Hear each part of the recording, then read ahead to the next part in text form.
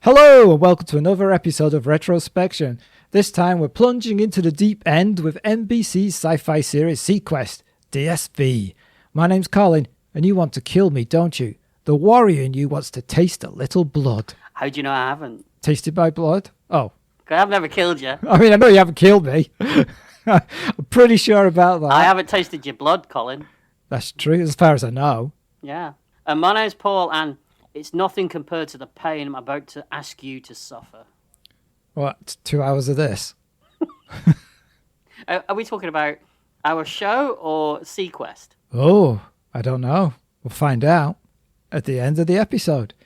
TVDB says the 21st century. Mankind has colonized the last unexplored region on Earth, the ocean. But with newfound potential comes old-fashioned conflict, and the United Earth Oceans Organization, UEO, surely it's UEOO, but alright, assigns the submarine Seaquest DSV to keep the underwater peace and patrol the planet's final frontier. The captain of the Seaquest and its crew are its guardians, for beneath the surface lies the future. You know, it's interesting that they use the phrase, the final frontier. Yes, it is, because we know who pops up in an episode. Yes, we do. And also, I mean, this borrows heavily from a certain franchise that we love, doesn't it, this show? Mm-hmm. Yeah, Star Wars. Star Wars. Did you know that when that certain person pops up in an episode, and we haven't said his name, so we say it's William Shatner. Apparently, his call sign on the screen when he's talking is 1701. Oh, nice. They do a lot in this show, apparently. Mm-hmm. Cast includes Roy Scheider as Captain Nathan Bridger, Stephanie Beecham as Dr. Christine Westphalen, Stacey Haydock as Lieutenant Commander Catherine Hitchcock, Don Franklin as Commander Jonathan Ford, and Ted Ramey as Lieutenant Junior Grade Timothy O'Neill. Yeah, and there's Michael Parks is in there, Morgan Shepherd. Yeah. I mean, this is a pretty good cast. It is. Now, before we carry on, can you tell me, is there anybody in that cast who, after we post this episode, I will discover that they've turned into a desperate nut job in an attempt to have people talking about them because they've been irrelevant and forgotten about for decades? Can you let me know now so it won't come as a horrible surprise? Are you referring to a certain episode where we talked about Superman, by any chance? Yeah. Yeah. Yes. Yeah, I think full disclosure, I don't think either one of us were aware of certain proclivities that this person has. No. So we thought about apologising, but you know. Oh, I didn't. No. Well, at the end of the day, we didn't know, so you know. No. we don't follow the news or anything really. Apparently not. No. But yeah. Okay. So this was created by Rockne S. O'Bannon, previously involved with Farscape and Alien Nation. Directed by Irvin Kershner, director of such films as RoboCop 2, Never Say Never Again, and something called, hold on, let me just, The Empire Strikes Back. Yeah. It's funny you should pick those. I mean, Empire, yeah, but, why pick those? Why not? This episode was the last thing he directed. Well, that's something to go out on a high with, isn't it, I guess? Yeah. Yeah, Mm-hmm. yeah. First aired on NBC on September the 12th, 1993, and about a month later on LWT in the UK on the 16th of October. And I watched it. I remember watching this first episode when it came on. I probably watched it too because it was nestled between Gladiators and The Bill. An Hour of Jet, yeah, Seaquest, and The Bill. You could do a nice little in those, couldn't you? You could if you wanted to, if you really must insist. I do. And I'm sure you did. I do insist, yeah. The BBC was showing the film K9. Oh, well, I think we both know what we were watching that night. Yeah. This is one of those shows where the shenanigans in production are almost more interesting than the storylines in the episodes. Yeah, there's a lot going on here, isn't there? There is. The first series didn't do well in the ratings, so nobody's sure if it will come back for a second. They did decide to bring it back, but moved production from LA to Orlando So a few of the actors were like, I'm not doing that. So they quit, including Stephanie Beacham, who also claims that another reason for her leaving were the arguments between the network and the producers. Yeah, there was a bit of a change of direction, wasn't there, as well? Yeah, Scheider didn't like this. He said, I quote, "It's childish trash. I am very bitter about it. I feel betrayed. It's not even good fantasy. I mean, Star Trek does this stuff much better than we could do it. To me, the show is now 21 Jump Street meets Star Trek. It's junk. Old, tired, time warp, robot crap." Wow. I mean, he took the check, though, I'm sure.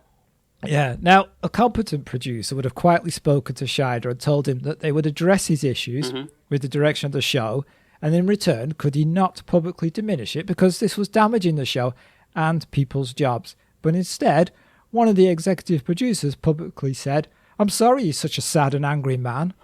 Seaquest is going to be a terrific show, and he's lucky to be a part of it."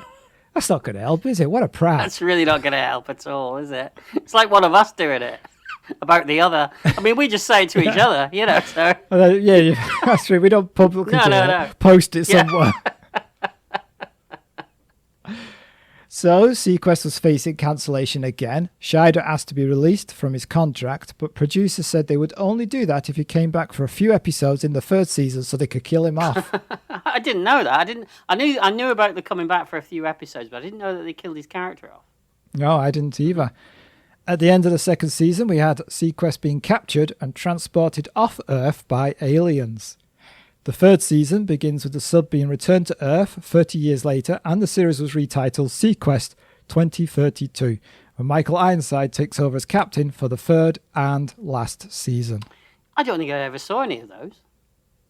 Nope, I didn't. I will be doing, though. Oh, interesting. You're kind of giving away the ending of this episode. Not really. I'm just curious to see how it goes. All right. Originally, the show was going to be called Deep Space, but Star Trek Deep Space Nine came out and they changed it. Deep Space would be a weird show for something set underwater, don't you think? Well, people say, don't they? Oh, we've explored this much of the universe, but we haven't explored the oceans, and it means like space beneath the. Yeah, sea. I get what they're going for, but I don't think Joe Public would get it. Is what I'm saying. I didn't like it, but also I don't like Seaquest either. It sounds like a water park. It does sound like a park, yeah. Hey kids, let's go to Seaquest. We've got the slides. If it was something today, I mean, it would be closed down, wouldn't it? Really, you know, it sounds like something that would have like dolphins and whales. You know, those things aren't a thing anymore. That's true. Yeah. One last point from me: the visual effects were done on Amiga computers. Yes, they were, weren't they? Not Amiga 500s, proper Amiga 2000s and things, you know. Which reminds me, whilst watching this, I recalled when I used to play Subwar 2050 by Microprose on the Amiga CD32. I remember you playing that game, yes. Mm-hmm. Yeah. Was it better than this? My memory, well, I watched a video of it this evening. Oh. And I was like, I don't remember it looking that bad. So, games do that though, don't they? I mean, in your mind, they when you think back on them, you think, oh, that was amazing. The graphics in that game were fantastic, and then when you look at it now, it makes your eyes bleed. Yeah. Well, I'll check it out at some point. Do you have anything you want to offer? Yeah. Apparently, after in the first season, after every episode would end, Robert Ballard, who is an oceanographer type research person. Yes. Would appear and talk about real undersea research related to whatever was going on in that particular episode. And he was also the technical advisor on the show as well. And I do actually remember those little segments at the end of the episodes.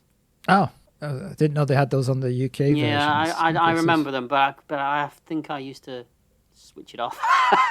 Oh, typical. I'm not here to learn.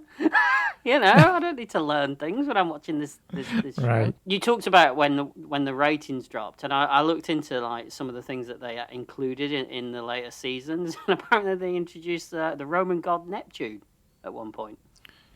Nice. Yeah, so I mean that is not what Roy Schneider signed up for, is it really? No, it was supposed to be a science-based show, not Monster of the Week. This was the first time that Spielberg and Schneider had actually worked together since Jaws. I think that's the reason he got the job, right? Because probably Spielberg offered it to him. I mean, I said that they worked together. I mean, Spielberg probably just turned up on set, did a bunch of pictures wearing the baseball cap and then got out of there pretty quick, I would imagine.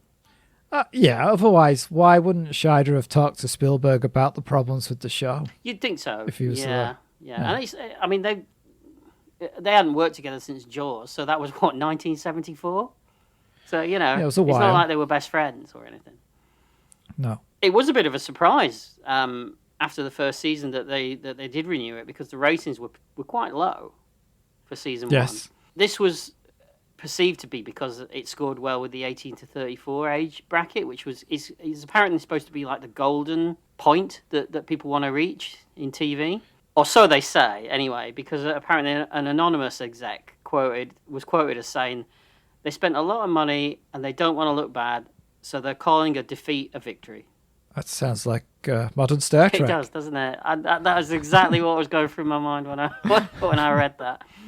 So Jonathan Brandis, who plays the teen whiz kid in the show, Right. he was a bit of a tragic Hollywood backstory.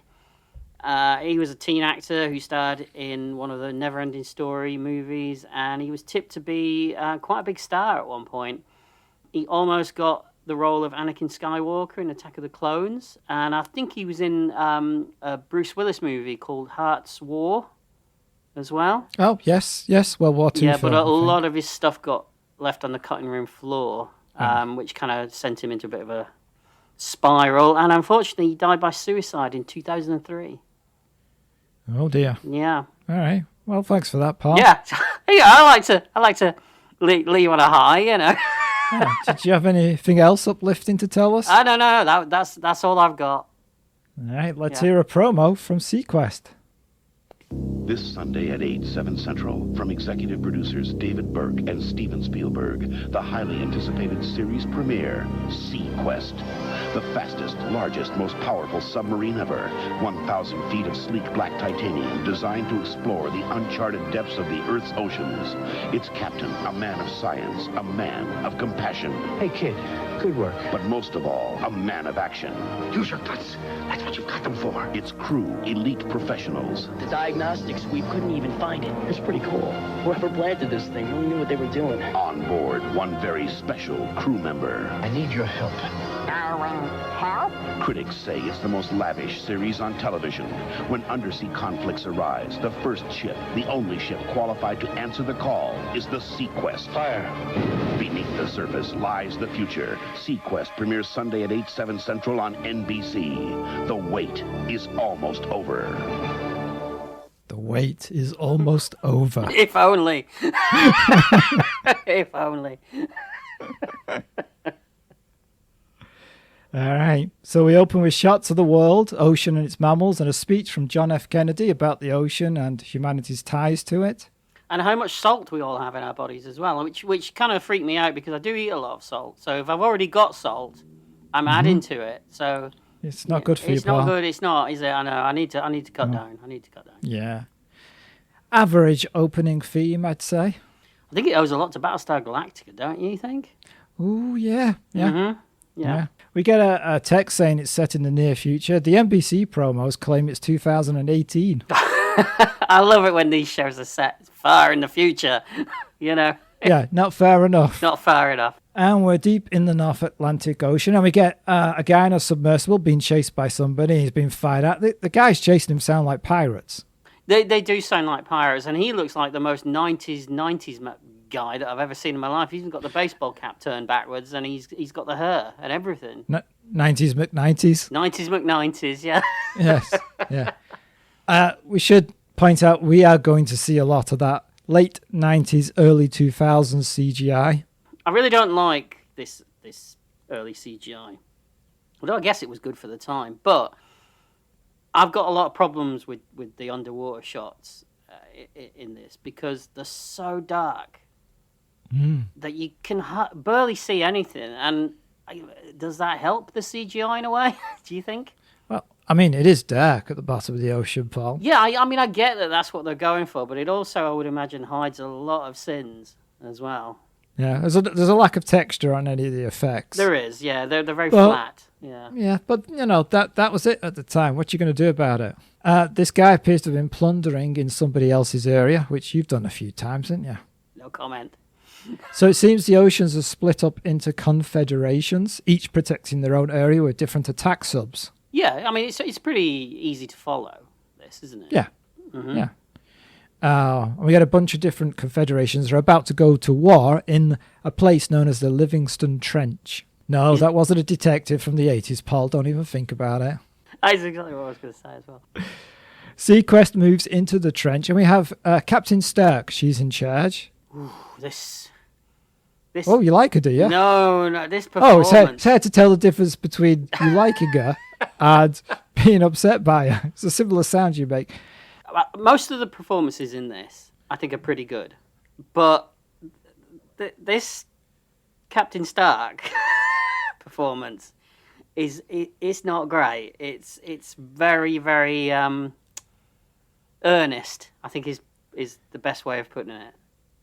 I couldn't work out whether it was her fault or it was just the fact that all her lines are terrible. They are. I mean, she's the classic... yeah, she's, twirly moustache, Yeah. Yeah. Yeah.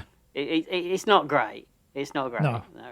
I am getting really strong TNG vibes from all of this already. Yes. Yeah. Yeah. And it just gets worse as it gets on. Well, Right. worse is probably the wrong word, but more intense. Right. She's had enough of the cat and mouse games that everybody's playing. She wants to attack and not wait for orders. Commander Ford, who's her XO, her executive officer, second in command, tries to persuade her otherwise, but they get orders not to fire. Ignoring them, Captain Stark initiates a firing sequence with thermonuclear weapons, but Commander Ford stops her and relieves her of duty. Yeah, she's going rogue, although a thermonuclear launch seems a bit excessive to me. Or maybe that's what everybody uses. I mean, they're thermonuclear weapons, but maybe they're just low yield. Oh, you know your nuclear weapons then, Colin? Oh, yes, Yeah. yes. Okay. All right. 13 months later, we're at the UEO trading base. Yeah. Seaquest is being... What? I don't like that. You don't like what? That UEO thing. It doesn't roll off the tongue, does it? No, it doesn't. It should be UEOO. It should. It also seems very familiar to me, this United Earth business. I don't know where I've heard that before, but it feels very familiar. Star Wars? Everything comes back to Star Wars, doesn't it? Seaquest is being refitted. We learn that Captain Nathan Bridger, who left the Navy, is now going to return. Ford is asked to appear to be incompetent and arrogant, as for some reason that's the only way they'll get Bridger to stay. I mean, if they want someone incompetent and arrogant, they should have hired you, Paul. You wrote all that just to build up to that, didn't you? I know. It's Captain Sheridan from T.J. Hooker. If you needed an older guy to play an authority figure back then, you got Richard Hurd, didn't you? He was your man. Yes. Yeah. The Navy goes to Bridger's shack and he watches them from the distance. How many films have we seen where the army or some kind of military force turns up at a guy's shack to get them to rejoin an organization they've quit from? If I think of one most recent, I'm pretty sure that season 1 of Strange New Worlds begins with that. Oh. I think an admiral goes to get Pike and bring him back into the service to take over the Enterprise. And that's right, yeah. So, yeah, it's been done to death. I know it has. Is there going to be 20 years from now where I'm sitting in a shack on my own and you'll turn up and going, come on, Colin, we just need to do one more podcast. We're bringing you back. I go, no, I'm just talking into the void. I made a promise. I'd never do another one. Hold on, 20 years. You're optimistic, aren't you? Wow. Yeah, all right. yeah. There's no point rapping on my coffin. Well, and when I'm in rapping, I don't mean to go, hey, he's dead, when I start singing. Well, you've heard me rapping. You don't want that. No, never again. Nobody. I swore I wouldn't. What's going on with Roy Schneider's face in this as well? I mean, all of it, or just this scene? Just all of it. He's had some work done, I think, hasn't he? At this point in his career. He's just really going for the part. I like him in this. I like him as well. He's a bit leathery, let's say. Well, he's been out in the sun all the time. Plus, he's leathery. That's what happens, Paul. All right. Okay. Admiral Noyce arrives and convinces Bridger to take command of Seaquest. Mm-hmm. Bridger has a dolphin called Darwin that he has trained, right? Yeah, Bridger's not above the shameless exploitation of animals. Yeah, you know that dolphin's never real at any point in this show. It's always a model. I wasn't sure about it because I kept thinking to myself, if this isn't a real dolphin, it's bloody good. It is good, yeah. You see where the budget went? Yeah, the dolphin. On the dolphin. Yeah. We also learn that Nathan's wife has died previously. Yeah. Well, of course we learn it because the Admiral only speaks in exposition through this whole episode. Everything he says is exposition. There is some seriously clunky exposition throughout this scene. The whole thing is a bit clunky, but it does move fast. Yes, yeah. Apparently, Bridger's been living in the wild and cut off from everything. Oh, that sounds nice. Well, I'm close. I live in Reading, so, it's quite wild here at the minute. So, yeah. That's just you. Yeah, just me in my living room is wild. It's wild. Admiral Noyce tries to convince Bridger by telling him that Seaquest will be a science vessel, that he should at least see his dreams fulfilled, and he agrees to look at her and fly to Pearl Harbor. And then he says as soon as he's looked at it, he's out of there. He says it. He does, yeah. Mm-hmm. We learn about the vast size and the labs that are in Seaquest as he gets a tour, right? Yeah, I like the sets, the interior sets of the Seaquest. I think they feel weighty and real. This travel pod that they're getting, though, did remind me of Space 1999. Yeah, and pretty sure there's another Gene Roddenberry show, Earth 2 or something, that has one of these things. Yeah, I think there is. There's a lot of shows have these. Did Buck Rogers have one too? I think they did, actually. Everyone gets around in these things. They always look the same. It's a tunnel with seats and a little car. Yeah. Yeah. So we cut to Jamaica.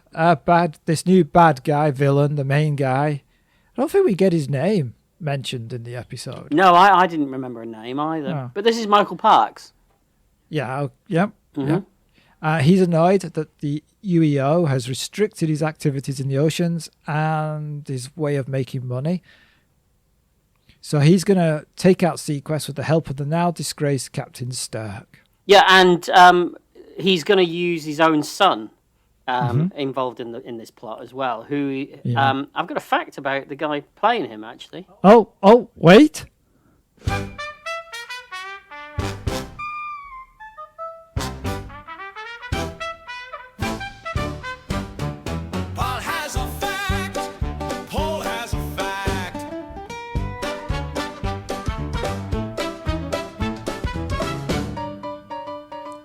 Paul has a fact. Let's hear it. Why do I feel like I'm in the Muppets? So, thanks for that. So, I don't know these things are coming, right? Everyone listening, I don't know this is coming. Colin does what he does. And so this actor playing Michael Parks' son, Eric DeRay, or however you pronounce it, both he and Michael Parks starred in Twin Peaks together. Nice. Good connection. Thank you. That was worth it, wasn't it? That was worth a song. Was the song longer than the fact? I think it was, actually, yeah. I think it was too. So, on the bridge, we learn about whiskers, which are like roving periscopes, which is just a way of getting cameras to see things that cameras can't possibly see. When you said whiskers, then, I thought, what, the cat food? Yeah, there's lots of cat food. Yeah. The dolphins eat it. I would imagine. Whiskers, it's an acronym. Stands for something. Can't remember what it stands for, though. You didn't write it down? No, I didn't, unfortunately. I'm not even sure. No, they must have mentioned it. We meet Chief Engineer Crocker. Mm-hmm. And Bridger and him know each other, right? Mm-hmm. We also learn that there's a bit of animosity between the scientists and the Navy on board the ship. Yeah, they each see each other as kind of an inconvenience, don't they, I think? Yeah. We're introduced to the security chief, Lieutenant Catherine Hitchcock, and she has that Star Trek The Motion Picture Decker vibes to Captain Kirk attitude. Yeah, this actress is Stacey Hayduk. Yeah. I know her from the Superboy TV show from a few years before this, which I will get you to do one day on the podcast, Colin. Yep. Just before I quit. We've been down that road before. I wonder what show that was. Yeah. It made me go, that's it, I'm walking. Can't work with this infantile idiot. I don't know. There's a few to choose from, Colin, so it could be any There of is, them. there Really. is. We discover the ship still has missiles, even if it is a research vessel. So more kind of Star Trek connections, because the Enterprise was always supposed to be a research vessel. Yeah. Bridger gets annoyed because they brought Darwin aboard without permission and are using this to persuade Bridger to take the job. The ship has a translation device that can interpret Darwin's clicks and whistles and vice versa. Why would you program it to sound like a Mel Blanc Looney Tune character? Why wouldn't you give it like a normal voice? Because you can. Who wouldn't do that? I'd do that. Maybe you could give it a sexy voice. Is that what you do? You give it a sexy voice? Well, I mean, he's programmed by what? He's a 15-year-old kid? He's going to give it a sexy voice. Whatever you do, when Lieutenant Paul enters, guard that blowhole. Hey! It shoots out, not in. It doesn't matter to you. No. I should say that this... I like the bridge set, by the way. I think it's the nicest set on the show. But let's hope that none of these characters have to get onto that bridge fast or leave that bridge fast, because those doors take a hell of a long time to open and close. They do, and they don't look like something that would stop either. They don't. If you get caught in that, that's it. You're losing a leg. That's that. You're done. Yeah. Yeah. The translation device is invented by Lucas. That's right, another boy genius. It is, Colin. It really is. Another one. Yes. He's the Wesley Crusher of Seaquest. He is. Why do they make these kids annoying? It's like you've been looking at my notes, Colin. I don't know. You got cameras in here. What's going on? I mean, at least Bridger doesn't like him. No, and in all fairness to the character, he does kind of grow on me. He's the least irritated boy genius we've seen in recent years. He really is. He really is. Yeah. Darwin apparently likes to go skinny dipping with Bridger. No, I think you'll find Bridger likes going skinny dipping. Dolphins don't have clothes. He's already in his skin, isn't he? Yeah. But either way, I mean, it's a dangerous game if you know dolphins. I mean, you know. They're just good friends, Paul. Is that right? Okay. Bridger finally meets his executive officer. Well, not his, because he's still saying he's not going to be the captain. Ford, right? I don't really find that Ford pretends to be incompetent and arrogant that much in the show, really. No, it's kind of a blurred line, isn't it? Because later, it's hard to tell whether he's acting purposely this way or whether he really is, like, losing it and he doesn't quite know what he's doing. Well, as they're underwater, he's probably acting purposely. I've got one of those as well. Do you want to hear mine? Have you? Yeah. Oh, no, save it for when it matters. It's not a fish one. it's close. So you're going to get to it in a minute, aren't you? But basically, all right. Admiral Noyce, he's pulled a fast one, hasn't he? On bridge. Noyce. Yeah. You have to say it like that, pal. Noyce. Okay. Yeah. He may be naughty, but he's certainly nice. Oh, very good. Yeah, like yeah. it. You like it? Like, yeah. I wrote that one down in capitals. That's 5% of our audience will get that. Cream cakes. Think cream cakes. Yeah. Is that your safe word? I swear to God that you're watching me. You know. I don't. Right, yeah. Whoa! I'm Don't getting say like messages. that. Don't say like Oh, that. yeah. I'm watching you. I don't like that at all. Yeah. Nathan, back at his quarters, presses a button on the device and a fog, or vapor, as it's sometimes called, a hologram appears. Yes, and this is the supercomputer played by Morgan Shepherd. It's not really a supercomputer. It's a sounding board for moral or ethical conflicts. If you say so. Practical effect, too. Like it. Yeah, it's good. It's good. How many times does this guy pop up in stuff that we've covered? I don't know. Do you have the actual figures? A lot. Oh, I mean, okay. he's in things like... he's the bad guy in Elvira. Oh, yes. Yeah. And, of course, he's probably... we know him best from the classic movie Hawk the Slayer, which is another one that I'll get you to do at some point, Colin. I think I own that one. Oh, I think we both own that I think one. I accidentally bought it. accidentally in Yeah, heavy one of those quotation drunk. marks. Yeah, okay. Meanwhile, Stark's sub is moving closer and arming weapons. She's gone full evil now. Yeah, she's hell-bent on destroying Yeah. Mm-hmm. Seaquest. Admiral Noyce sends a message to Bridger. He's asked to look at the main propulsion unit to fix some twitches. Fix them what? Twitches, that's what it says. Okay. Twitches. Okay. Yeah. We're introduced to Dr. Westphalen. She's annoyed by the Navy getting in the way of her scientists, but she meets Bridger and admires his work in tobacco. I can't say it. We know what you mean. We know what you mean. Topography. Topography, yes. I got there in the end. I love Stephanie Beecham, you know. Do you? I do. In a platonic way? She always lifts everything that she's in. And I love the way that sometimes a little bit of a northern accent creeps into what she's saying. Aye. Yeah, exactly. Well, don't get used to her because she's gone after the first season. Thanks. Maybe I won't buy those box sets now. We meet an officer called Kring who is annoyed that the movie selection being brought on board are all family films. He says he'll spice things up with his own personal collection. Well, it's a good job it's not your personal collection, Paul. Hang on. Those are a too spicy meatball. Are you talking about all the Hammer movies that I own? Is that what you're talking about? No, I'm talking about your personal collection. I have no idea what you're talking about. This guy's the quartermaster and gets his hands on anything. Again, like you.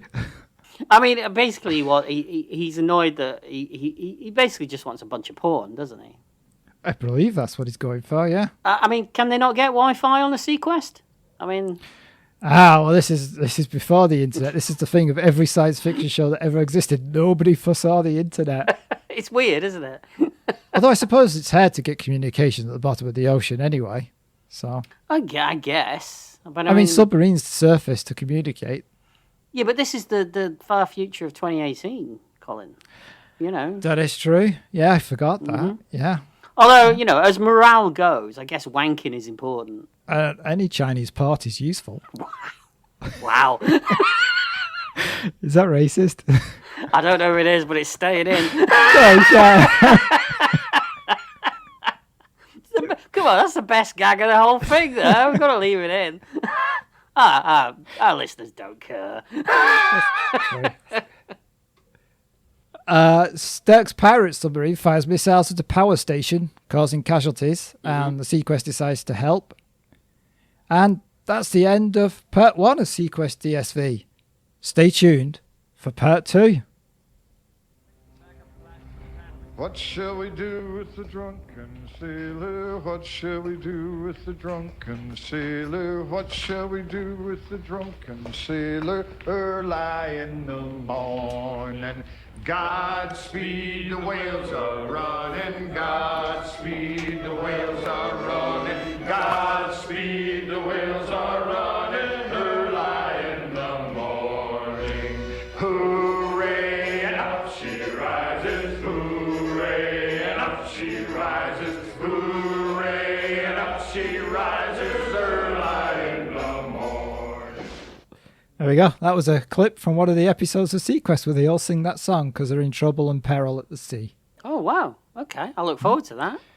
Yeah. I mean, I would have chosen Friggin' in the Rigging by the Sex Pistols, but there you go. Yeah, you would have done. Yeah. Yeah. And that's why you've been thrown out of every submarine you've been in. One day they'll... That and the smell. Well, yeah, there's nothing I can do about that. But one day they'll appreciate me. They will. That's true. Yeah. That's true.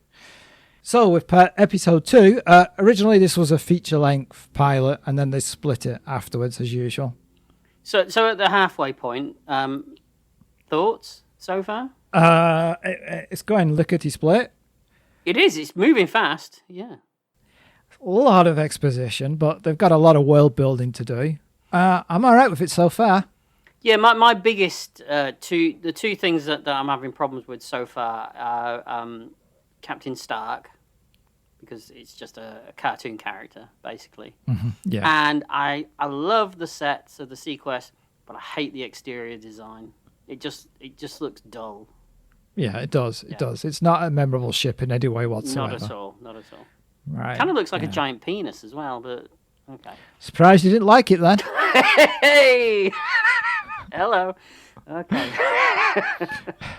They learn that the station is badly damaged and there's casualties. They're going to intercept the enemy sub and go to battle stations. Would you like being on a submarine, Paul? What, like underwater, cramped, with a lot of sweaty men? No, that was what I was... No, just generally, is it a kind of thing you don't like the idea of? I think I would probably feel claustrophobic. Yeah, the thing about TV and film submarines, they're always bigger than what actual submarines. You've been on a submarine, haven't you? Remember you telling me? I've been on the cruise missile submarine with the unfortunate name USS Growler. Kind of fits, really, you know. Yeah. Yep. I've been inside her. I bet you have. Oh, here we go. I wish I'd never asked. That's what she said. And it's very claustrophobic. And to just imagine that you're deep underneath all that ocean. Yeah. No, thank you. Yeah, I mean, if something goes wrong, you're dead, aren't you? Pretty much. At least if you're on a ship, you can jump off. You've got a chance. Yes. You know. Yeah. But there's no getting out of that. You're in a tin can. Mm-hmm. Oh, that's true. You're a bean. That's all you are. Sean Bean. He dies. He dies in everything. Yes. Baked. Only when he's been drinking. Hey.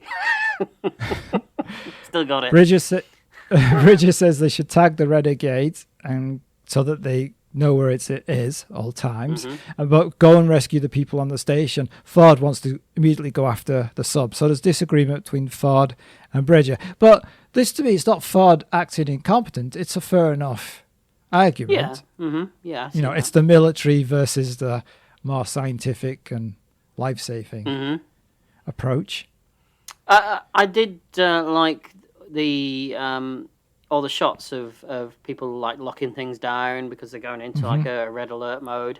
But I couldn't help thinking that, you know, I bet some of these shots are going to be reused a lot in the show as we go on. Oh, interesting. Yeah. I guess we'll find out. It turns out they have an issue with the controls on Seaquest. Nothing is working. Yeah, and we've seen this before as well, haven't we? Where there's some kind of like sabotaged computer virus been put in there or something like that messes with the ship. I think that's been done in Trek a few times as well. Probably, yeah. Yeah. The renegades fire at Seaquest and countermeasures are not working. They're hit. The battle systems are inoperative. Ford appears to freeze. Bridger starts issuing commands. He orders the sub to crash dive into the rift. Stark orders her submarine to follow, even though it's becoming too deep for her ship. It's really hard to do underwater stuff and make it compelling, isn't it? I always find submarine films compelling and exciting. I like submarine films. I think it's... I'm not talking about the interior stuff. I'm talking about showing you what's going on the outside. Oh, okay. I get you. It slows it down. It slows it down, I think. Yeah. And also, if you think about Bond movies, underwater stuff, it always slows the movie down a bit. You know. Yeah, I can't disagree with that. But no, I agree with you about submarine movies. I love a submarine movie. Yeah. Ford asks to speak to Bridger and tells her that they know all about the Renegade sub. Ford recommends Bridger takes over, and we learn at this point that Bridger's son was killed in action, and that Bridger made a promise to his wife to have nothing to do with the military ever again. Yeah, his wife as well. I've got another fact. Oh, I'm not going to play it again. Oddly, I didn't make two Paul as a fact because I just didn't think you'd have two in one episode. I've got another one. His wife, who we briefly seen a photo in his like shack that he's living in. Yeah. And then we're going to see her properly later at the end of this. He's actually Roy Schneider's real wife. Right. Yeah. That was worth it again, wasn't it? You know. Yeah. I'm glad I didn't play anything. Yeah. You know what I bring. Yeah, I do. It's not a lot, but you know. Absolute bugger all. Not true, Paul. You're a good co-host. Thank you, and you're a good co-host as well. Not the co-host, Paul. I'm the host. I knew you were going to say that. So Stirk realises that to draw Seaquest out, they're going to have to attack a farming community. Mm-hmm. I'm a bit confused here, because we cut to Seaquest taking on the survivors from the station. But aren't they deep in a rift to avoid Stirk? Well, they've moved on, haven't they, since that bit? Well, why didn't Stirk follow him? Or was it just confused of how this happened? I don't think it's explained very well. Or is the station at the bottom of this rift? Well, I assume so, maybe. But then how did they fire missiles and see where it was to fire the rockets at it? Because in the... Plus, don't they say that neither one of those submarines are really designed to go that far down? Right. So how do they get people to and from that place? I guess they have a special sub that's just designed for that. Is that right? Okay. Yeah. Obviously, if anyone's listening to this and is a hardcore Seaquest DSV fan, and they've got the answer, please let us know. Our audience is small enough as it is. There's merch Ask out it there. for some of it to be. There's merch out there. I've seen it. Somebody's buying this stuff. All right. Yeah. All right. Lieutenant Hitchcock uses a hyper-reality probe to do a thermal trace of the power station. The probe data reveals that the station's venting cap that is over volcanic vent is going to tear, and poisonous gases will spill out over hundreds of miles, killing all animals and vegetation in that area. Hyper reality, not virtual reality, hyper reality. This probe goes to 11. Yes. Yes, good. Giant Stonehenge. Ford and Bridger argue about what to do next. Bridger wants to fix it, the vent, obviously. Ford wants to go after the Renegade sub, but Bridger believes... Sorry, go on. I was going to say this is classic Starfleet versus Federation ideologies, isn't it? It's so much of Star Trek in this. Yeah. Bridger believes what is happening to the ship, the tech malfunctioning, is no accident. Mm-hmm. So he wants somebody to go down to the guts of the ship and see what's going on. And so they approach Lucas to do it, because he seems to be the only one who's really tech savvy enough. And he tells them the ship has a virus and that he can fix it eventually. It's that dolphin again, isn't it? What, because the virus? I'm not being funny. This dolphin's a bit of a sex pest, I think. How do you know that? Oh, he's offering fishes to the kid. Oh, yes, he does. Know? It's not a sweetie, it's a fish. Yeah. But then again, I suppose if you're a dolphin paedophile, Fish is all you're going to get. It's a bit hard to get a bag of sweets in the ocean, right? I guess so. They'll get soggy, won't they? They will, yeah. Seaquest picks up a distress call from the farming community. Bridger knows that they're being baited, but they need to repair the ship first. Mm-hmm. Bridger talks about his reasons for leaving the surface to the hologram. This hologram is like Guinan from TNG, right? Guinan or possibly Troy, maybe. Troy, or the Doctor in the Cage episode of the original pilot for Star Trek. Dr. Boyce. Yeah, nice. Are they related? But Bridger decides to wear the uniform. Yeah, he finally puts it on and he does the old zipper down look. I know it well. When things are getting a little bit tight, pull that zipper down. Yeah, but that's on your pants. It's not the same thing, Paul. Is it not? Oh, that's what I'm doing. No, that's why you get. Yeah. That's why you get those funny looks. I wonder what you're going to say then. Yeah, and you pulling the pockets out and pretend to be an elephant is not helping. Again, are you watching everything that I do? This is freaking me out. They sealed the vent cap, and Lucas is still working on the virus. Ford is called to the bridge by Bridger. Bridge. That was hard to do. He's called Bridger. Bridger's on the bridge. Bridger's on the bridge. It's a bridge on Bridger. I don't know. There's a song there. There is. He says he's found the saboteur. It's Stirk. Yeah, I mean, so obviously Bridger taught her at the academy. I mean, fair enough. He would have taught everybody if he was a teacher at the academy. Yeah, but again, it's another trope, isn't it? Yeah, it is. Yeah. And her motives are literally a hissy fit being overruled that one time.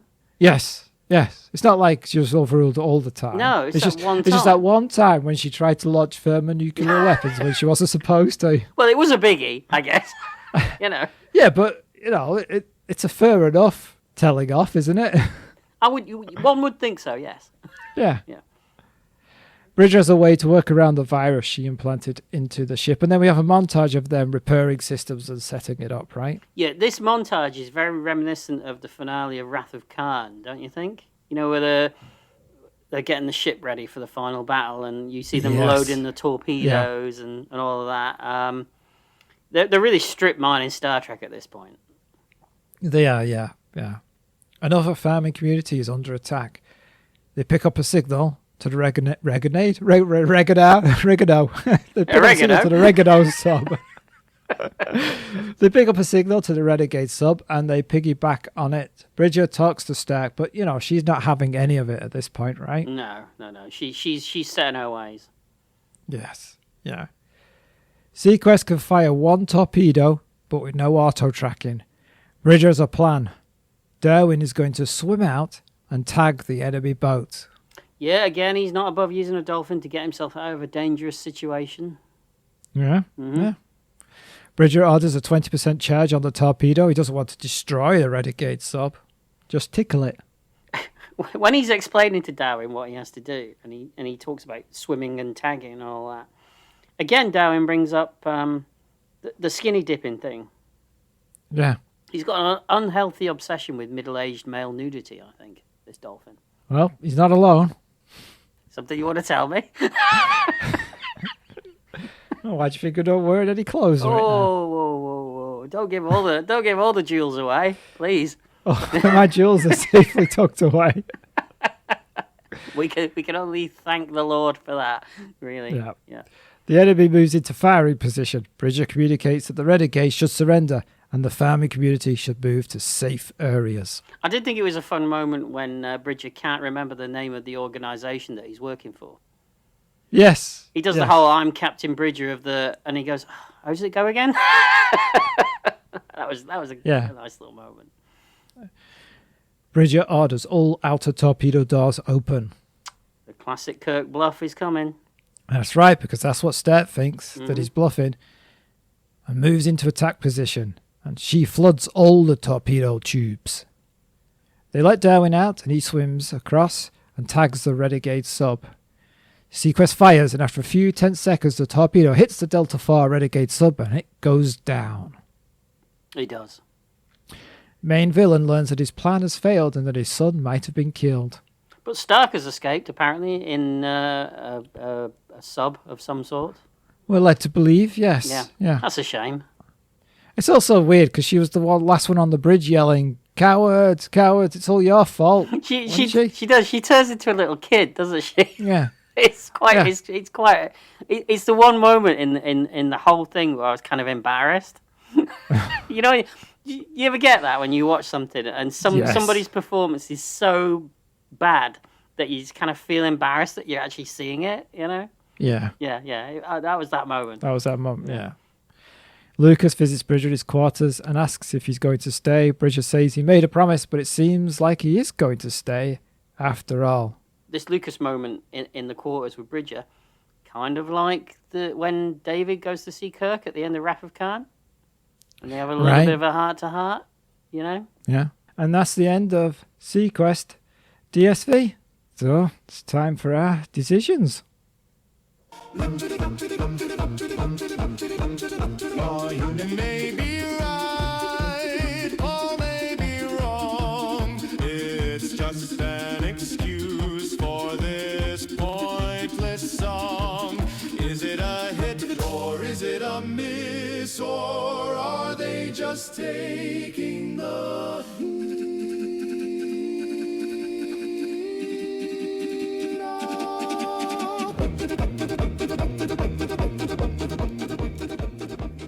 So, Paul, what did you think of Seaquest DSV? I like that one. That was good. So, me and you, we're men of the world, right? We've been around, Yeah. Yeah. We've seen our fair share of Star Trek knockoffs over the years. Yes. And this is most definitely one of those. Yep. It steals almost everything from Star Trek. The premise, the characters, the look, and the feel of it. It's all Trek. Various incarnations of Trek. A lot of TNG, a little bit of TOS as well. Yeah. But you know what? I'd still rather watch this than Discovery. Oh, okay. Yeah. I think that Roy Schneider fits the role really, really well. He can play this in his sleep. He's basically playing himself, really. The rest of the cast, with the exception of a certain person that plays a captain in it, you know who we're all talking about, they're all good. I even like a lot of the characters. I think they come across really well. Even Lucas grew on me. Wow. It didn't irritate me as much as I thought he was going to do. Yeah. Because even though I remember watching this, I don't remember it. I remember that I watched it. Little bits came back to me as I was watching it. You know. Yeah. I think the sets look great. It feels real and weighty, and the tech isn't so far. It's not stupidly advanced. It feels plausible. You know.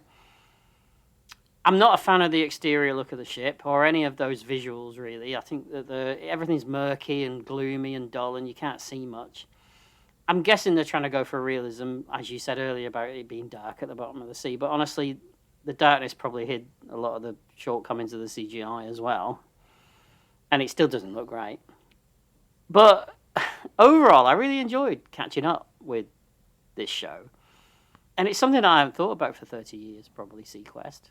As anyone. Well, as I said, there's merch out there, so somebody's buying it. I liked it. I kind of liked it. So I'm gonna say it's a hit for me. Wow. And I'd quite like to watch some more. I actually did when I finished watching it for the show. I actually wanted to watch more. Oh. Yeah. So what about you?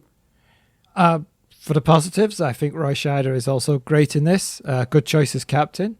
I like the premise. The world building with all those confederations and the farming communities, that opens up a good dramatic opportunity for future stories. Mm-hmm. Dolphin animatronic is excellent. Sets are nice, like you said. Even the child genius isn't too annoying. Mm-hmm. But like you've mentioned many times, the worst part has to be Stark. He's like a pantomime villain. It feels out of place too to the rest of the show. It does. It really does. Yeah, there's quite a bit of clunky dialogue, which generally is a failing of pilot episodes, but the best pilots we've seen find a way to provide the backstory in a tighter and more invigorating manner, and I'm not sure they achieved that as well with this one. Mm-hmm. Watching this, though, you can't help but be a bit disappointed knowing the direction the show will dive towards. In terms of the more out there science fiction elements that they're going to bring in. Yeah.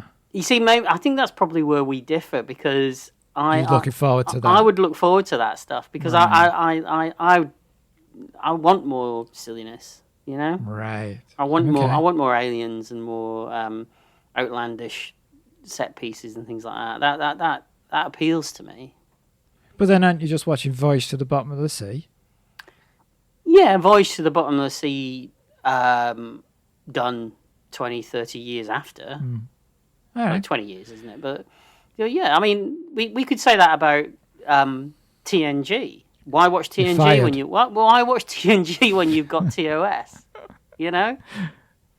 Yeah. But anyway, I can't base my opinion of what's going to happen. I can only base it on what we've seen. Mm-hmm. And this certainly created a desire to watch more. So yeah, for me too, it's a hit. Yeah. Wow. Okay. On a side note, it will be interesting to see if you could spot the moment Roy Scheider gives up, or whether he was a professional and you can't tell. I'd like to hope he's a professional, because in this pilot, he looks fully committed, doesn't he? Yeah. It'd be interesting to see. Yeah. It would. Yeah. Will I ever see the moment where you give up, Colin? Right. I mean, I'm staring right at you, so you know. I think you've seen it before. I've seen it many times, yes. So with that, we'll batten down the hatches. And it's the end of another episode of Retrospection. Thank you very much for listening. Thank you to our Patreon supporters. And don't forget, you can find us on Facebook, and you can also find us on X, probably, and Blue Sky, and Dominoes, and Tweetoids, or whatever they're all called. We're around. Pizza Hut, we're always there, you know. Message us. We're not unfriendly. Well, one of us isn't. Well, that note, goodbye. Yeah, fuck off. No, bye.